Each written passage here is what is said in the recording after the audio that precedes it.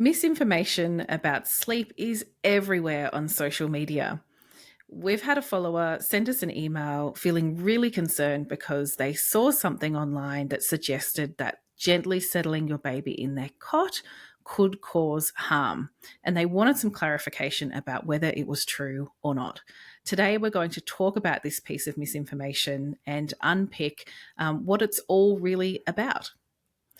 Welcome back to Brand New Little People, the podcast where we talk about all things early parenting with a particular focus on sleep and settling during those first few years. I'm Dr Fallon Cook and I'm here with Dr Laura Conway. How are you going, Laura? Yeah, I'm good. Thanks, Fallon. How are you? Yeah, really, really good.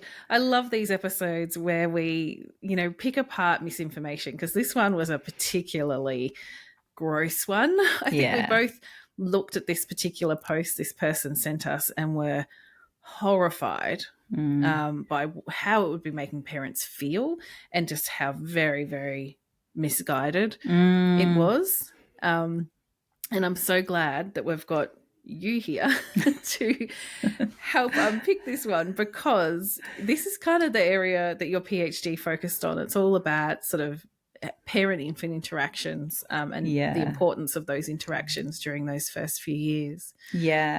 So tell us about the post that we saw.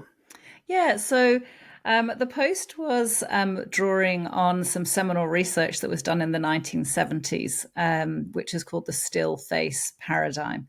And this was done by somebody called Tronick, and he was doing it was really purely for research purposes, to see whether babies interact with their parents and whether the parents' interactions with their babies have an effect on the babies. So this is quite a long time ago. And up until that point, it really wasn't well understood that parent-child interaction is super important. It wasn't as well understood as it is now. And I was just describing to you, Fallon, earlier that when I was doing my PhD on parent-child interaction, this research would be always kind of like the starting point of every academic paper I wrote or any piece of a blog post or that I had written, where I'd say, research into parent-child interaction has been ongoing since the 1970s when the still face paradigm came about. And then we'd move on to all of the years and years and years of research that has happened since then about how important interactions are between children and their caregivers. It's so interesting, isn't it, that for like hundreds of years, if not millennia, humans just thought babies were just babies, and that, you keep them alive, you give them some food, you make sure they're warm, you get them some sleep. It's a pretty recent thing that we've realized that actually babies have mental health, and how we treat them is actually, of course, really important. It sounds silly to even say that now. We know it very, very well. Yes. Tell us more about what the still face paradigm is. So it was an interesting experiment, but also a kind of horrific one. It always freaks me out hearing about this because I'm not a fan of staring faces. No. So it's actually been replicated multiple times and in babies of different ages and into toddlerhood. And what the paradigm is, the very first one, it happened in lab conditions, and a lab just means it's not like where you've got pipettes and chemicals, but just in a controlled environment in a university. And the baby was sat in a chair opposite the mother, and they had 2 to 3 minutes of usual interaction. So mother playing with the baby and smiling and laughing and just interacting as normal. Then the mother turns away for a moment, and when she turns back, she maintains eye contact with her baby but keeps her face completely neutral and is just staring at her baby for 2 minutes. And any talking or just silent? Just silence. Yeah. And then at the end of that 2 minutes, the mum turns away, her face away again, and turns back, and then resumes interacting like normal. And what the researchers saw in that instance is that during the first phase of the 2 or 3 minutes of normal interaction, baby's happy, content, interacting as normal. Then what happens is when the mother's face goes really still, hence still face, is the baby goes into overdrive, doing everything he or she can to try to get mum to engage again. So doing all of those behaviors that previously the baby has learnt normally involves mum then engaging. And when the mother is just staying completely still but just staring at the child in the eyes, then what happens is that the baby becomes really distressed because what they're used to doing, the expectations are not being met. And in fact, the mum is just staring at them, which would be somewhat disconcerting. So the baby then becomes more and more distressed, and then eventually starts to withdraw, goes quiet, even starts to turn his or her body away from mum. When the mum then re-engages as normal, the distressed behavior from the child continues for a little while. And then, so the baby's a little bit wary, like, what was that? And then they start interacting like normal again. And by the end of the experiment, they're back on an even keel. So that is the still face paradigm in a nutshell. Yeah, it's such an interesting one. I've watched footage of the experiment, and I always find it really unnerving because I just think, even as an adult, if you're having a chat with someone and all of a sudden they go silent and they just stare you down for 2 or 3 minutes, I would run away. I'm not surprised those babies are turning away because they're thinking, what is going on? It's pretty intimidating. Yeah. Anyway, so it's a really interesting experiment. I don't know how they get approval to do it these days because I think it is pretty tough on the poor little babies. But what has really bothered me is that every now and then the anti-cot settling brigade will use that study to say this is why you shouldn't be even using really gentle methods to settle a baby in the cot if they don't want to be there. And they have some really compelling kind of arguments, but there's not a lot of actual science behind them. And it's just it just annoys me by like their arguments really lack nuance. So if we think about, the still face paradigm, you've got a parent who was previously smiling and interacting suddenly just going deadpan and staring at a baby without moving for 2 or 3 minutes. That is so different to gentle cot settling where parents are beside the cot. They could be looking at the baby, stroking the baby and saying things like, I love you, darling. It's time for sleep now. It can be very, very interactive.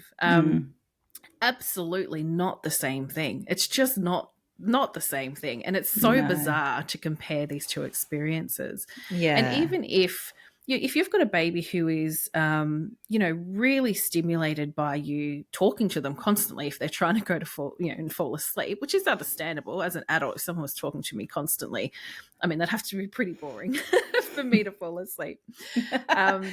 But, if you've got a baby where you're like, okay, I know that if I'm right up in their face, they don't fall asleep. And if I just hop out of their space, they calm down quicker.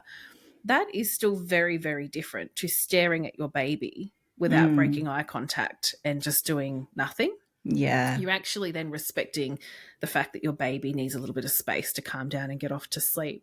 Yeah. It's a really bizarre thing to compare the two, but it's being used to suggest that, well, with the still face paradigm, these babies get very upset, and takes them a few minutes to recover. Therefore, settling a baby in the cot is somehow causing permanent harm. I mean, I laugh because it is just such a ridiculous comparison to make.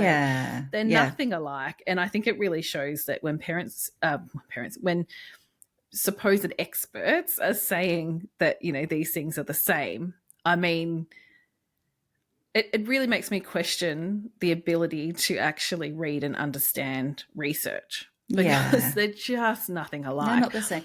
And the still face paradigm is used in the middle of the day when a baby is expecting to be interacting with their caregiver. They're awake and alert. They're ready to interact. Yeah, that's right. And parents are there and ready to interact with their babies. And we know that everyone who's listening to our podcast and the vast majority of parents caring, loving parents invested in their child's development. And during the day, they will be as responsive as they can be. We, of course, have to answer phone calls, cook dinner, turn away from our babies to do life. But during the day, your baby will be expecting to interact. At bedtime, your child will not be expecting to interact, or if they are expecting to be interacting, they will soon learn that no, bedtime is for sleeping, and that's an appropriate thing to learn. You're not doing anything wrong by winding down what interaction you're doing at bedtime. And so when you're popping your baby into their cot, either when if you're doing cot settling, either when they're very drowsy or whilst they might be at the point where they're not quite drowsy, but they're ready for sleep, they need to disengage cognitively. And so it's a very different time of day, and it has different meanings for how what interactions are appropriate. And so when you're popping your baby down at night and shushing them or humming and gently patting them or stroking their face, like you're saying, Fallon, that is appropriate, because this is not the time to be making eye contact, smiling and laughing. This is the time for the whole family to be quieter, to be calmer, for everything to be less stimulating, so that your baby can disengage cognitively from you, so that they can start to let go, so that they can begin to drift off. And if you're trying to make eye contact and you're feeling that you have to be doing everything that your baby wants you to be doing at that point, then that's not going to help your baby go off to sleep. So again, I am struggling, like you are, Fallon, to try to. It's such a long bow to be drawn between interactions during the day and interactions at nighttime when you're settling your baby to sleep, or during the day for naps, that it is. I keep kind of losing the thread. As I'm talking, because it's so tenuous, but I'm trying hard, and I hope that is in some way that is information in itself for our listeners, that it's so hard to fully follow the logic, because there isn't logic. The logic that they're trying to present just is so full of holes that and even trying to explain how it is full of holes, it's challenging to do. I think a really good comparison is, if we're going to say that a parent not being responsive to their child for a moment is going to cause harm, then are we actually, I'm not, but are they actually suggesting that then putting your child in the high chair while you turn around and cook dinner at the stove, or putting them in a car seat and then getting in the driver's seat so you're not looking at them and you're not able to interact with them, or even putting them in the pram if they're facing forwards and you're pushing it along? I mean, no reasonable person is going to suggest that is going to harm mental health or harm attachment or make you a terrible parent. No. But for some reason, sleep has become just outrageously it's been weaponized. I feel like it's been weaponized. That's the word I'm looking for. Yeah, it really has. Yeah. And it's gone so far beyond logic now that it's wild. And I think it's important for parents to know too that this is a more Australian problem than it is in other countries. I mean, obviously I haven't closely studied every other country, but it amazes me that American parents, for example, or British parents can go online and talk about the difficulties they're having with cot settling and get far fewer people jumping on and going, oh, no, that's terrible, you're an awful parent, rah-da-rah. But in Australia, there's this huge community of people who think that because they don't want to approach parenting that way and because they don't want to do cot settling for their baby, that they feel they have the right to tell everybody else, well, you shouldn't do this either, it's harmful. It's not harmful. And at the end of the day, do you know what, Laura? I could not care less if parents settle their babies in a cot or not. It's not like I'm out here or you're out here with this idea of we must make every parent, settle their baby in the cot and it's the only way to do it. Anyone who's good at what they're doing knows that it's an entirely personal decision. Like, if you don't want to settle your baby in their cot, okay, sure, go for it. But then there will be parents that, for a million different reasons, really, really need their baby to settle in the cot, or just really want them to. And they shouldn't be feeling shame and guilt. And they should not have to put up with random people on the internet saying, well, that's the same as, you're breaking their attachment, or you're pulling up studies from the 70s that have never been looked at in the context of sleep and settling anyway. It's so outrageously unprofessional and unethical to do that, because it does cause distress and harm to parents when they're hearing those things. I feel so sorry for today's parents, especially Australian parents, who cop this constant barrage of, you're not doing things right and you should be doing things differently. And I can't even imagine how these sorts of arguments must impact parents of multiples, where you cannot be constantly smiling and laughing and talking to all of your babies at one time. Or even just like third or fourth borns, where they're competing with siblings for attention. We're not seeing in studies that third and fourth borns or more, or babies who are multiples, having all of these difficulties with attachment at all. But seeing, this misinformation of people, some of them do have impressive sounding titles, but actually don't have a background in infant sleep research, or they're not currently in infant sleep research, or their background is in something so unrelated. But to a parent who doesn't understand, not everybody's trained in science, it looks really legitimate when it's not, and it's causing harm. So if anybody, sometimes I think, what do we tell parents so that they can detect good information? And it's so hard to narrow it down to sort of a set of criteria.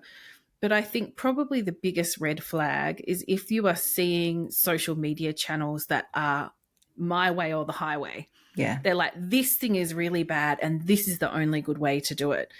Nothing is that black and white. There's nothing. Think of other aspects of child development. There's nothing that black and white. You go to give your baby solids, there's different ways of doing it. There's no clear right or wrong. I just think, keep that in mind. And if you're thinking, this is actually making me feel like crap as a parent, turn it off. You just don't need it. There's a couple of things that I wanted to add, Fallon. One is that, of course, there are a handful of sleep behaviors that you should try to avoid, such as falling asleep on the couch with your baby lying on top of you. There's a risk of sleep accidents, the baby falling off you, or the baby overheating, getting the body heat from you. And if you've got a blanket over the top of your baby, then the blanket also, so the heat's coming both ways for the baby, or the baby rolling off you and onto getting smothered, getting caught between the cushion and you. So of course there are some things like that, which I would hope that all people working in the sleep space would agree on. But again, if you're following people who are saying that that's okay, then red flag. That's not okay, because we really have to keep you safe and your baby safe. The other thing I wanted to highlight is that when we as humans are sleep deprived, we know it has a range of negative effects, both for your physical health and for your mental health. But also we know that it impacts parent-child interaction. So when you have a baby who is not sleeping well and who is up multiple times a night, and that you're up needing to resettle for, sometimes, we see parents who are up for hours at a time overnight, Fallon, don't we? And we also see families and our members who are up 10 times a night with their babies. So mum and dad haven't had a good night's sleep in months. What we know is that people who are sleep deprived tend to use more monotone when they're speaking. They have flatter affect. They're less likely to notice positive things happening around them. There's a greater focus on negative things happening around you, and a greater memory for negative things happening around you. Also, response times tend to be much lower when you're really sleep deprived. So, and a range of other things, which the list goes on and on and on. But when we're thinking about parent-child interaction, which essentially is what that Trunick experiment was starting to look at, was the importance of parent-child interactions. We're looking at the quality of the interactions that you are having, not only the quantity, but actually the quality of those interactions. So if you are your baby's sleep issues are so great that you are shattered because it's been going on for weeks and months and sometimes years when you've got older babies, older toddlers, of course, that it's really taking a toll on you. And you want to change something about how your baby goes to sleep. Don't be so scared. Oh, I mustn't do it because I've read this thing about how this is going to damage the attachment. Because if you're so sleep deprived, there's a good chance that your interactions with everyone around you are going to be lower quality because you were sleep deprived, and we know that's one of the things that sleep deprivation does. So it may be that you're not able to fully enjoy the interactions that you're having with your baby or toddler during the day, and the quality of those interactions is a bit lower than it would be if you spent a few days doing some gentle cot settling to help improve your child's sleep overnight. So it's there's just that. I can't find the words, Fallon. It's so important though, isn't it? Because what you're saying is that if you're chronically sleep deprived over months and months, because maybe you think, I can't change this, I can't change how my baby settles. Maybe you've drunk the Kool-Aid from some of these approaches, and you won't be the first parent. But then you're running the risk of, we're all, as parents, every single one of us, we have moments where we're so tired, we just are trying to play with a baby or a child, and you're thinking, I'm so not into this. Like, I'm too tired to really engage in this effectively. And usually those moments pass quickly. You had a really rough night. It's a tricky day. The next day is fine, and, you're fine. But if every single day of your parenting is like that, where you're just thinking, I hate engaging with my baby, or I'm finding it really hard to smile and interact, that could be months and months and months of a baby not getting that really high quality interaction. And I don't want to make any parents panic, because there are a few parents that end up in that position. But you have every reason, if you're struggling with sleep and you think, I really need them to settle in their cot because I know they're springing awake constantly because maybe they're falling asleep in your arms and then you put them in the cot. If you know that cot settling is going to help resolve those problems, you can do it without guilt. There are so many gentle ways to do it. And I think what's really important in this whole silly sleep debate that just keeps going on is that so often sleep training is sort of this term given to any approach for settling a baby in their cot. They just go, oh, that's sleep training. But do you know what else is equated with sleep training? Are things like extinction and cry it out. And cry it out or extinction means that you put your baby down at bedtime and you do not go back to them at all until the morning, right? Yeah. We would never suggest that. I mean, like, it's just so rare that anything like that is needed, right? But the people who don't want you cot settling your baby will try and make out like any sleep training approach, it means that you're doing these really, really tough approaches that no one's really suggesting anybody does these days. So I guess just be careful around that as well. That a lot of, I suppose to think about the different approaches that could fall under that sleep training heading, you've got extinction and cry it out, which no, we're not going to be suggesting that you do. But then people would also throw under that same label approaches where you are stroking your baby's forehead and speaking to them lovingly and helping them with hands-on support and constant presence until they fall asleep. I mean, these are such wildly different things. They're just so wildly different. So know that if you are struggling and you think, that's me actually, I'm really struggling to interact with my baby, I'm so exhausted, it's been going on for months, you can use really gentle approaches that support them, that support their mental health, that will not harm attachment. You can have the best of both worlds. You can have a baby who sleeps better, and you can have your own mental health and your own good rest, and your baby can have their mental health as well. It's absolutely possible. And I know some people say, like, how are we even still having this debate? We've got such great research evidence that this is safe and effective. We keep having this debate because there are people who feel they know better than everyone else, and they want everybody else to settle their babies the way they settled their baby. Yeah. And yeah, I would just say it's really unfair to be putting that kind of pressure on parents. Yeah. Well, that might just have to be our light touch on what is a hugely complex and contentious area. But we do have quite a lot of parent questions to get through. Yeah. I hope these discussions are helpful for listeners. Let me know let us know. Send us an email and tell us what you think. And I don't want to be flooded with all the misinformation out there on the internet. But if you do see something you think, whoa, that's a horrendous thing to be telling parents, send it to us, because if we've got time, we will, definitely try and unpack some of these things. Yeah. Awesome. All right. Well, let's dive into some parent questions. Laura, do you want to start with Louise, perhaps? Yeah. So Louise has emailed saying, last week on your podcast answer, you talked about considering cutting back on day sleep. We currently do 30 or 45-minute morning nap and an hour and a half afternoon nap. You talked about dropping one sleep cycle. Does that mean that the number of sleep cycles is just as important as total day sleep duration? For example, would it be better to keep 45 minutes in the morning and do 45 minutes in the afternoon instead of 30 minutes in the morning and an hour in the afternoon? Oh, good question, Louise.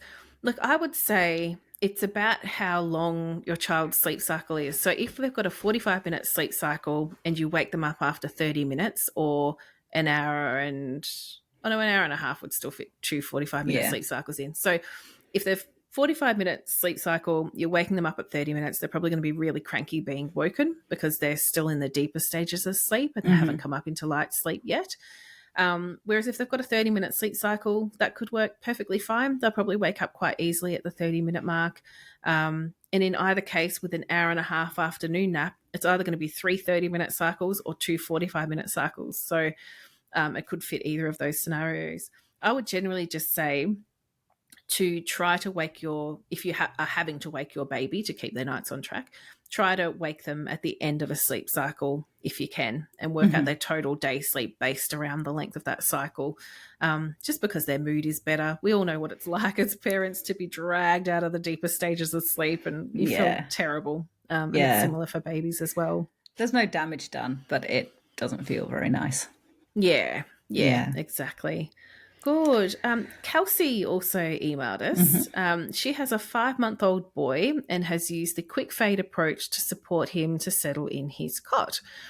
By the end of the first week, he was going to sleep with only a few pats and then taking himself off to sleep. Oh, well done, Kelsey. Again, what a great example of such a gentle approach to cot settling, and the baby has done really well with it. Kelsey says, at the start of the second week, he's a bit congested and teething. I can see his bottom 2 teeth have just about poked through. Since this, he has been fighting going to sleep in his cot unless he has another short feed. He will cry and will not settle until I pop him on the boob just for a couple of minutes, and then I pop his dummy in and off he goes to sleep. So Kelsey's question is, will this turn into a new sleep association for him, or is it normal when teething to want to feed more for comfort? Kelsey, well done for using the quick fade approach. It sounds like you had a lot of success. Yes, I would caution you from continuing offering a feed once the teething is over, just because it could well become a sleep association again, and you've already worked really hard to help him go to sleep with just the patting in the cot. So if those 2 teeth have popped through, then I would just be going back to popping the dummy in when you put him into the cot, because it sounds like he does quite like the sucking in behavior in order to go off to sleep. And that's very usual for that to be a self-soothing behavior, sucking on the dummy. I'll be popping him down into the cot, and of course giving him any pain relief that he needs as well. so that you know that he's not in pain when you're popping him in the cot, and then give him the dummy and go back to using the patting. And it may be that it sounds like you'd got to the point where you could give him a few pats and then he would go off to sleep. It might be that you just have to take a tiny little step back and pat him all the way off to sleep again with the dummy in, and then start to wean off the patting again. I reckon giving pain relief would be a great way to kind of test the theory of is he in pain and he wants some comfort with that little mini feed? Or is he thinking, I know that I could probably get a little bit more of a feed here? Because it might not be, he's probably not hungry. He's just had a feed recently. So it would help you kind of work out what's going on here. Is he having a preference for having a little extra feed, or is it more about pain? It's really tough when they're unwell or teething. It can be really hard to know what's what. But you've made great progress, Kelsey. I would say keep going. He'll get through this little tricky patch. Yeah. Yeah. All right. And Erica's written, and she says, my toddler is 13 months old. She has a 10.5-hour sleep need. Oh, gosh. Yeah, that's a low one, Erica. So Erica says she sleeps through most of the night. However, recently she's been waking up briefly in the night, but is able to resettle herself. She does this 2 to 3 times a night. Lately, it's also been extremely difficult to wake her in the morning. She's also in daycare, so she gets sick a lot. So it's hard to tell if that's her correct sleep need. She's mostly happy throughout the day. She's currently on 1 nap plus a power nap, because I find if she has a full sleep cycle on the second nap, she's super cranky. I've tried putting her on 1 nap, but she gets too tired and can't make it to bedtime without the power nap, but is sometimes difficult to put to bed when she does have the power nap. Oh gosh, it's such a conundrum, Erica. So Erica says, is the night waking something I should be concerned about, or a sign I should go to 1 nap? Do I continue to try for 1 nap, or is she not ready for 1 nap yet? And should I give her 2 naps? Is it okay for the second nap to be a power nap? Does she need more sleep because she's difficult to wake up? And finally, can her sleep needs increase? Ooh, there's a few questions in there, Fallon. Yeah, I think it's a great question, Erica. For starters, I would say, you mentioned that she is, I think you did mention in there, she's mostly pretty happy during the daytime. Yeah. Which is fantastic. I think you are right on the cusp of moving from 2 naps to 1 nap, and it can be a tricky month, sometimes even 2 months, where they're kind of not ready for 1, but they kind of need 2. You're doing the exact right thing, just keeping that second nap to a power nap. Keep an eye on how tricky that bedtime is becoming. If it's still manageable, that's great. Those night wakes are nothing to worry about. What I think you're hearing is that she's waking up in the night and she has lower sleep pressure than she needs because she's having that second power nap. So she's having to work harder to resettle herself. She's making more noise doing it, and that's really normal for a toddler. Yeah. They often have a whole big grizzle and grumble, and then they get themselves back off to sleep again. So I think you're on that really, delicate kind of Nelly needs 1 nap, not quite there. Is it something to be concerned about? No, I think it's really, really normal. Erica wants to know if she should continue trying for 1 nap. Look, I'd say keep going with the power nap maybe for another couple of weeks, and in 2 weeks' time, maybe then just try going to 1 day nap. If it doesn't work out after, I try it for 4 days or so, or even a week, just to really know, because sometimes we really just have to consistently drop the power nap for their circadian rhythm to realize, okay, I can't kind of catch up with a bit of extra sleep in the afternoon. And once they realize that, the nights extend, they wake up more refreshed, and then they're better able to get through the day on just the 1 nap. So hopefully that helps. In terms of can her sleep needs increase,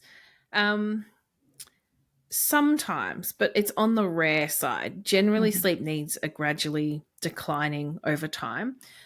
And we've seen this, I can't think of the paper now. There is a great paper, and it has a chart showing the trajectories of sleep duration for babies across the first year or 2.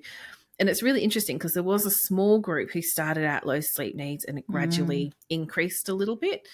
Some babies seem to be able to do it. We don't know why. I suspect they could be the ones that had a medical factor impacting their sleep early on, and as that resolves, their sleep need goes up.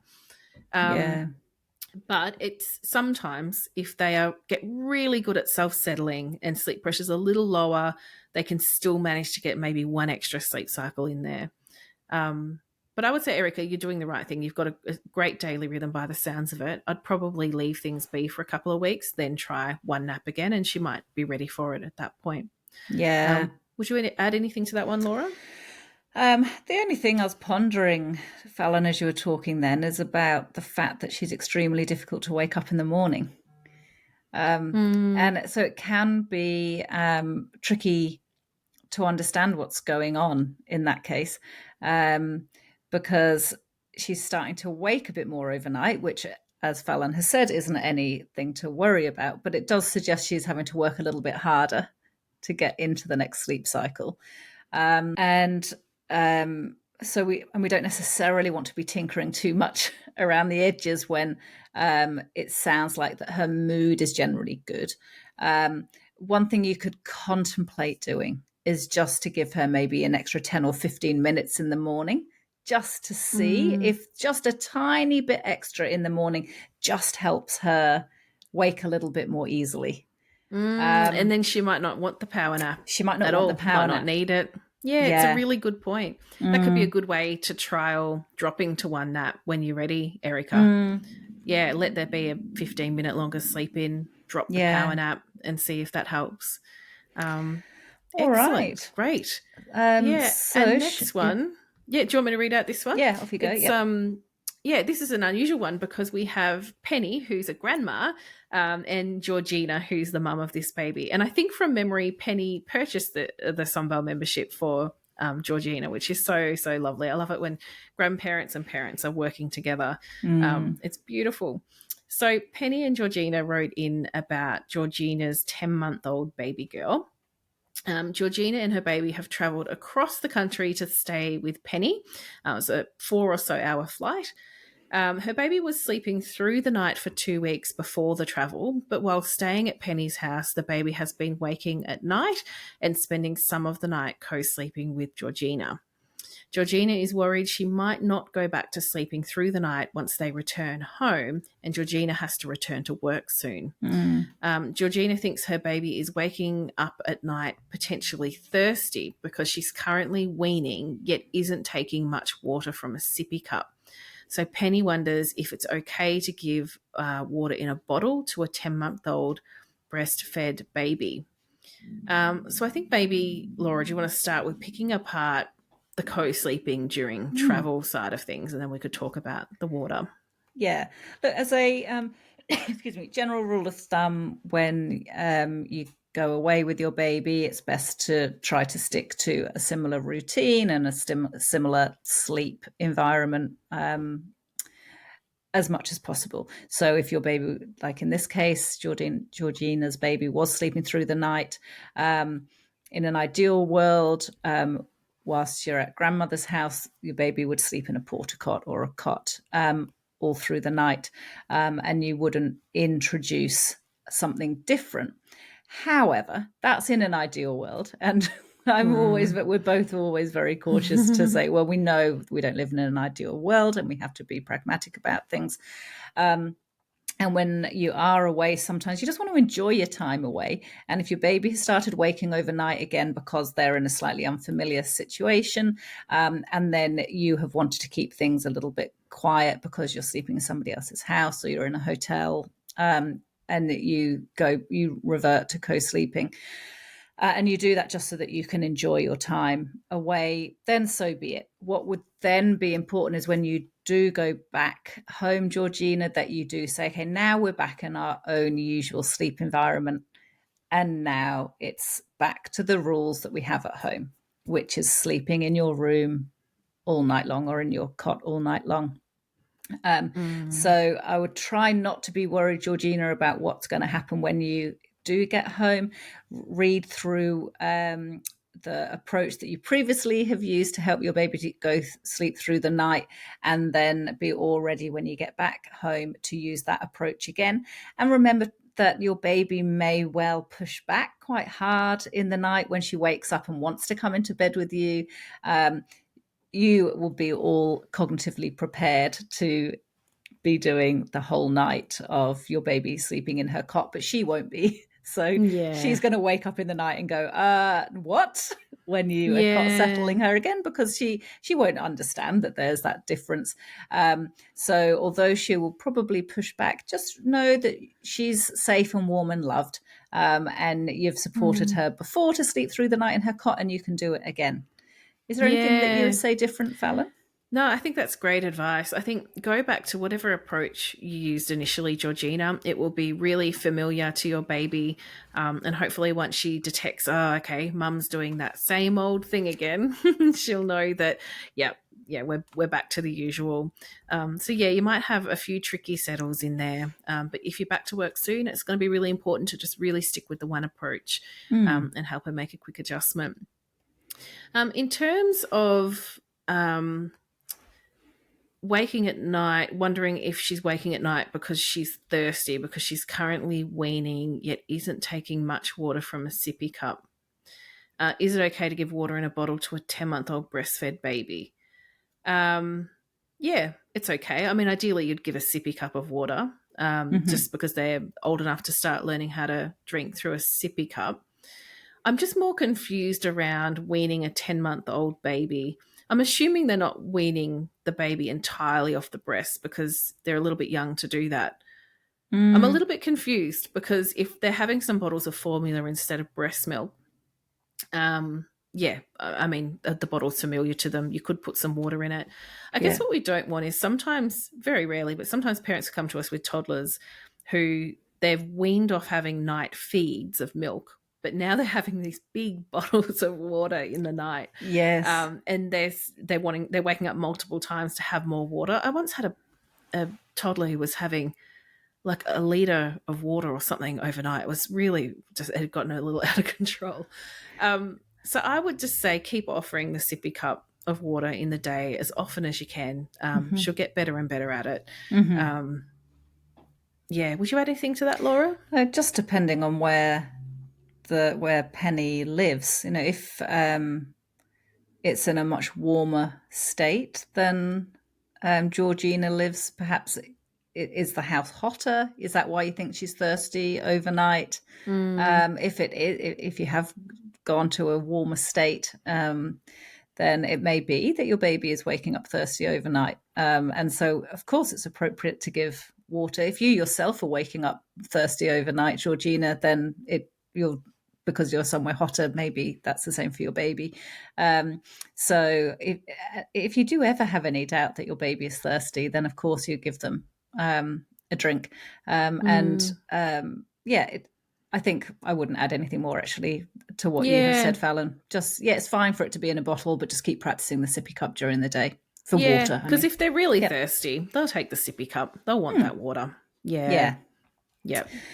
Good plan. All right. We've had another question from Angela. Angela has a 10-week-old. Oh, congratulations, Angela. And she says, I'm having trouble doing the sleep needs chart for my 10-week-old. Do I consider feeding non-sleep overnight? Okay, so when her baby is feeding overnight, I think Angela is a bit unclear about whether she's actually asleep or not for some of the feed. And she's also said, and I do this for a week as the past few days his naps have been irregular and shorter. Is that normal?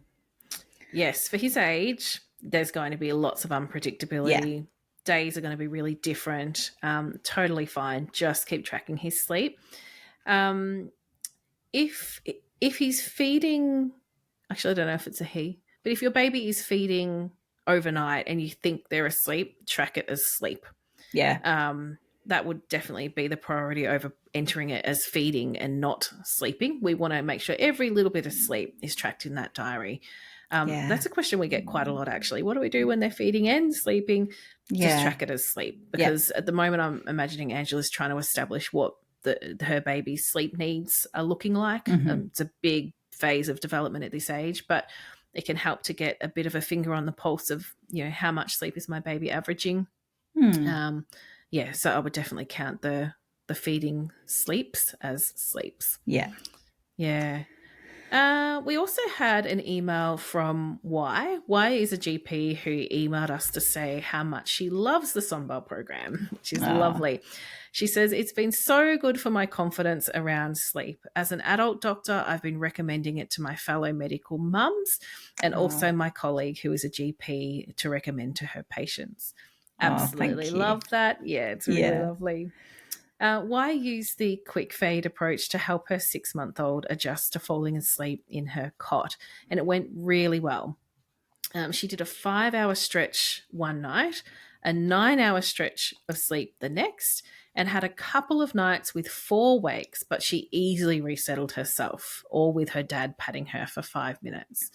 And one night she had longer crying. So on night 5, Y says she persisted with padding, and she eventually went to sleep. It took about 15 minutes that night, which is still a pretty quick settle, actually. Yeah, that is. That's great. Y says last night she did 8:30 p.m. all the way through to 6:10 a.m. That is amazing. So good. Well done, Well Y. done. Yeah. And Y says, I was just curious about night 5. Was it just a blip, or is this a usual sticking point when transitioning to a new way of settling? Good question, Y.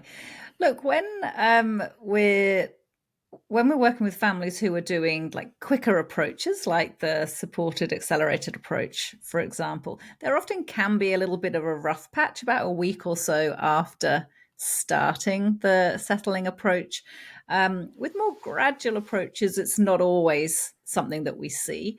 So I'm thinking it could just have been a blip, Fallon. I'm not thinking that it's not something that Yeah. I hear repeatedly from parents. I What are think your it's thoughts? Yeah, I think it's really normal that at some point a baby might just, I mean, it could be illness, could be teen, it could be any Mhm. number of things. But sometimes they just think, well, I'm just going to see. Like, if I really get worked up, will they go back to what they used to do? Like, they're like little scientists. I say it all the time. They're kind of testing out their theories. What happens if I do this? And what happens if I try this other thing? But you did a great job, Wyatt, of just being present, patting, giving reassurance, and your baby resettled in 15 minutes, which is brilliant. Yeah. So yeah, well done. And I think just for parents who are listening, just know it's really normal. Even for the best sleepers, sometimes you just have this weird settle that's really tricky. Mm-hmm. And then they move past it, and just being really calm and consistent and there for your baby is the best thing to do. Yeah, Yeah. well done, Y. Excellent. I love this next email, Laura. This one came in from Fiona, who started with, "Good morning, Auntie Fallon and Auntie Laura." I love it. And then I was thinking, Yeah. I hope she means like auntie to the baby and not to her, because I'm definitely too young to be Fiona's auntie. Yeah, absolutely. So No, funny. it's lovely. Fiona says, "Thank you for everything you continue to do. I'm so grateful for you and love our weekly dose of brand new little people." That's Oh, lovely. Thanks so much. So Fiona has a 5-month-old girl, and Fiona describes her as being really happy. She only cries when she's super tired or hungry or having trouble falling asleep. Fiona says our diary shows around about a 13 and a half hours sleep need. She sleeps for about 10 and a half hours overnight in a bedside bassinet from 7:30 p.m. to 6 a.m. With one brief feed, and goes to sleep easily each time. The tricky part comes during the day, when she usually only naps for one sleep cycle at a time, and it's either a contact nap or a pram nap. Fiona says, "I'd love her to have naps in the cot in the nursery, but no matter what state I put her down in, she's awake within 10 minutes and having a good old chat." Her tired signs are all there. She's rubbing her eyes, looking away, and eventually has less of the sort of smooth motor movements. And when we cuddle her, she'll rest our head and we think we're winning, and then she lifts her head up to start chatting again. oh my That's goodness. a FOMO baby, if ever I heard of one. Yes. That's a baby who'd much rather be talking to her parents than sleeping, because sleep's Yes. boring. So Fiona says, "I've tried a daytime sleep suit of a lower tog, closing the blinds." She says it's not really dark, but it's not bright. She does wonder if they need blackout blinds, though. I would She's jump tried, in there and say probably yes, since she's a FOMO yeah, baby. I would too, because Yeah. she's sleeping, she's self-settling, she's sleeping beautifully at nighttime when it is pitch black. Yeah. Sometimes we just put those blackout blinds on in the day and they go, oh yeah, when it's dark like this, I self-settle in my cot. Yeah. Definitely worth a try. For any parent listening, if you've got a baby who sleeps well at night, struggles with naps, blackout blinds are going to change your life. So yeah, they've tried different settling techniques: feeding, contact naps, and pram naps. Fiona says we do playtime in the morning or we go out, and she is more likely to have a snooze after this, so after being really busy. But lately she's been doing a lot of snooze feeds where she seems to be suckling and snoozing in quick succession back and forth. I'm so thankful we have good nights, but I don't think it's good for her to be awake pretty much for the other 13 hours in the day. How much of a problem are these feeding snoozers?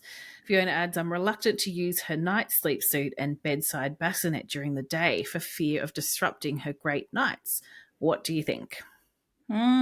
Wow. Fiona, it sounds like you've done an awesome job and your baby is doing really well at night. So I can understand your reluctance to put your baby in the same sleep space during the day for fear that it's going to make nighttime sleep fall over. I think you'll probably find that's an unfounded fear. And it may well be that if you put your baby down in the space where she does sleep well at night, that's a really good firm sleep association that your baby has. And perhaps it's darker in that room as well than in the nursery during the day. So I wouldn't avoid putting her in the bassinet out of that fear that you have. But since your preference is for her to nap in the cot in the nursery, then yeah, blackout blinds all the way. I guess so what some parents do is when they know that the move from a bassinet into a cot is coming, and it would be coming soon for you, Fiona, because your daughter is 5 months old and she's likely to start rolling and then she needs to come out of the bassinet. So some parents do start to do naps in the cot just to familiarize their baby with the cot during the day, first of all, before moving on to nighttime in the cot. Now, going on, so that was just a quick answer to your question about or your comment about being fearful of doing the naps in the bassinet during the day. Now, one thing that isn't included in that description of what's happening, Fiona, is how many naps your baby is having. Now, so I've just tried to work out what might be going on. So because she's having about 10 and a half hours sleep overnight, she's in her cot for about 11 hours, and then the feed is in there. So she's sleeping for 10 and a half hours, which would suggest then that she's having about 3 hours worth of daytime sleep. Now, if those are cat naps, I'm assuming then that perhaps your daughter is on 4 naps a day, or possibly 3. I don't know how long. Did I miss it? I don't think I saw anything about how long the cat naps are, but I guess they might be 30 to 45 minutes. Well, she has said that she springs awake after 10 minutes when she puts her down in the cot. So it might be that those snooze feeds are taking the edge off. And it might be helpful to start trying to move your daughter into more a 3 nap schedule if you haven't already, and try to move the feeds so that they're directly after waking up from a nap, like waking up in the morning and giving her a feed, and then not giving her a feed again until a milk feed until she wakes up from the first nap, just so that we can start to limit the snoozes that she's having between her naps during the day. And then you might find that she starts to just have the 3 naps a day, and maybe one of them will start to be a longer one because she has high enough sleep pressure to be able to link her cycles. We know she can link her sleep cycles overnight. And perhaps when she's not having those snooze feeds between her naps, her sleep pressure will build a bit quicker and get a bit higher for her naps, which means that she will do 2 sleep cycles for one of the naps, and it might be that the other 2 continue to be one sleep cycle for the time being. Yeah, I think that's really good advice. I think too, don't be super worried about the length of her naps. Like, some parents really freak out and think, oh, they can't be getting enough sleep. It can't be good enough quality sleep if they're having these little tiny naps. But the evidence is in the baby. And Fiona says she's the happiest baby. So she's coping really well even though she's not having a great deal of day sleep. She's really happy and she's having brilliant nights for her age. Yeah. So just don't be tempted to fall into that trap where some parents will work so hard to resettle and get the maximum amount of day sleep in they possibly can, and the nights completely fall over. Yeah. So at the moment, the balance is probably pretty good because the parents are going to be getting decent sleep overnight as well. So yeah, see how you go, Fiona. I think we've given you a whole bunch of sort of different answers and things to think about. I would definitely standardize like one place of sleep, day and night, because I think even as an adult, if you go to have a day nap, you nap so much better in your bed than if you're on the couch in the living room. We as humans just don't like having multiple sleep spaces. We do much better when we have just the one space. And yeah, definitely making it nice and dark, and a bit of a feed, play, sleep, repeat type pattern. Just gently start trying for that, and it might just help move the feeds away from nap time, as Laura's described. I think that's a really good idea. And should we go on to our last question, Fallon? We've had heaps this week. Yeah. So this has been a long episode. It's going to be our longest episode, I think. Yeah. I don't have the timer on my end, so I can't see how long it's been going for. We're getting close to an hour. Oh, okay. Yeah. Fallon is the podcast queen, people. So she's in charge of all the I'm a terrible timekeeper, though. So let's go through Jade's question quickly. Jade, who has a 5-month-old, sent us an update after we answered her question last week.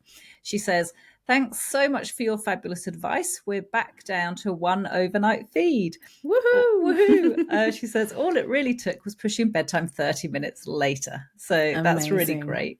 Well done, Jade. It really speaks to how important it is to look at that daily rhythm. Because some parents will battle trying to drop night feeds, and all they have to do is tweak the daily schedule, and it all comes together. Yes. And I think that's one of the best things about Sunval is it teaches parents how to navigate that. But anyway, I won't let the episode go on too long. I'll just be quiet. So Jade says, "I do have another question as I look over all the sleep data. My son was born in March. In May, so when he was 2 months old, he slept for 16 hours in a 24-hour period. Then it was 15 hours in June when he was 3 months old, 14 hours in July when he was 4 months old, 13 hours in August at 5 months, and in the last week, he's averaging 12 and a half hours." She says, this made me laugh, "If this trend continues by Christmas, he'll be needing less sleep than me." And so Jade's question is, does this reduction in sleep requirements sound normal? When is it anticipated that sleep needs plateau? I love this question. And Jade describes it beautifully. It's completely normal what you described, Jade. Babies just have a gradual decline in their sleep needs, and it can look exactly like you described. Some other babies have a bumpier ride where they go from 15 hours, at 3 months, and then by 4 months they're down to 12. So it's like a really sudden drop off. There's no right or wrong. I mean, it's a little bit like height. We grow at different rates. Sometimes we have a growth spurt and then we slow down. There's variability, and that's perfectly okay. By Christmas, I don't think you're going to have a baby that's sleeping, 6 hours for 24 hours or anything terrible. As to when it plateaus, it does vary for different babies. So I feel like this is not based on science because I can't recall figures from the various charts I've looked at over the years. But I feel like a lot of them, once they get to around that 12 and a half-ish mark, tend to sit there and stay on around that amount. There will be some where it keeps declining a little bit. And then like we were talking about earlier, there are some rare cases that will add a little bit more sleep back in at some point. I would imagine it will stay fairly steady from now on. But if it does drop more and your baby's really happy, they're obviously functioning fine in the daytime, there's nothing to worry about. It just means that you have to adjust expectations, look at the sleep, daily sleep. What am I trying to spit out? The daily rhythm charts for that lower sleep need, because as long as you're catering to their sleep need, you'll be able to keep them in a fairly typical schedule. You can prioritize getting as much night sleep as you can. That tends to protect parents' sleep. So even if it does decrease, don't panic. It's manageable. You'll find a way to manage it. Fallon, I just pulled up the gosh, I'm losing my words as well, because I know that we need to be wrapping up, and now my brain is going, no, I'm not going to help you find those words. I've just gone into Jodie Mindell is one of the gurus of pediatric sleep, and I'm just looking at one of her tables where she looks at average sleep needs, and for 0 to 2 month old, it's 14.6 hours, but a really wide range of normal from 9 to 20 hours. Wow. Then by 3 months, it's dropped down to 13.6. So it goes quite quickly. So 14.6 down to 13.6. Then at 6 months, it's 13 hours, 12 months, 13 hours. Then between 1 and 2, 12 and a half. Then by 4 to 5, 11 and a half. Then by the time they're in school, it's around 9. So it's just it's normal, so don't worry. Always looking at their mood and their behavior during the day, and don't panic when it has that rapid decline in the early months. That's nothing to worry about. Yeah, and it's one of the things I loved about how we design Sunbell is that it gives you those skills so that when your baby's sleep needs drop, you're not spending a month flailing around, panicking, having all these terrible settles. You'll just reassess their sleep needs, adjust their daily rhythm, and carry on. Yeah. And that's what I love. It's like giving parents those longer term skills so that you can apply them, really right across childhood. I still think like this about my 13-year-old. Is he happy and settled during the daytime? For a teenager, I mean, it's variable. But, if they're struggling to get out of bed in the morning and exhausted every day, then, you adjust bedtime. You'll do this. You probably do it with your own sleep. Once you start thinking like that, you do start to think about your own sleep and how to best structure your bedtime and your wake-up time. Yeah. So look, if you are, struggling with sleep, or you think, I really want to know how to adjust, different sleep needs as my sleep needs for my baby changes, absolutely come and join us in Sunbell. We love welcoming new members, and of course you can submit your own questions to the podcast as well. If you're not already following us on social media, go and follow us, because sometime this week when I get time, we'll be doing a bit of a post unpacking more about the still face paradigm. And thank you to that follower who flagged that problematic post for us as well. I can't recall their name, but really appreciate that. What else do we have to say? That's probably about it. I don't think we've got any big news. No big news. If you want a coaching call, then book in to see Fallon. And if you decide that you'd prefer a longer appointment and for us to do all the unpacking for you, then book in for a clinic appointment. If you're in Melbourne, you can come and see me in Hawthorne East. And if you're elsewhere, or you are in Melbourne but you prefer to stay in your pajamas, that's okay. Book in for a virtual clinic appointment instead. It's a really good point, Laura. A few people have emailed us saying, what's the difference between the clinic and the coaching calls? The coaching calls are a 25-minute appointment. So it's a shorter appointment because when you've done Sunbell, you have the most amazing understanding of sleep and sleep needs. We simply don't need as much time with you because you get it already.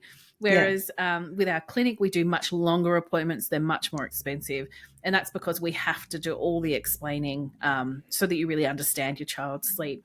So there are still some Sunbell members who book in for the clinic because they feel really lost and they really just want us to do all the thinking for them. And that's completely fine. But the majority... the majority of Sunbell members do really well with a coaching call. Every now and then someone will come back for 2 or 3 just to really make sure they've ironed out their sleep difficulties. So there's support there if you need it.